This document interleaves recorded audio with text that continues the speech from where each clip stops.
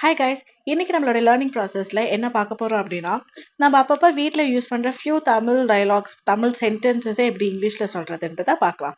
Okay, first one. உனக்கு பைத்தியமா அப்படின்னு கேட்போம்ல, உனக்கு பைத்தியமா அப்படின்னு கேட்போம்ல, அதுக்கு நீங்கள் எப்படி கேட்கலாம்? Are you insane, are you insane அப்படின்னு கேட்கலாம்.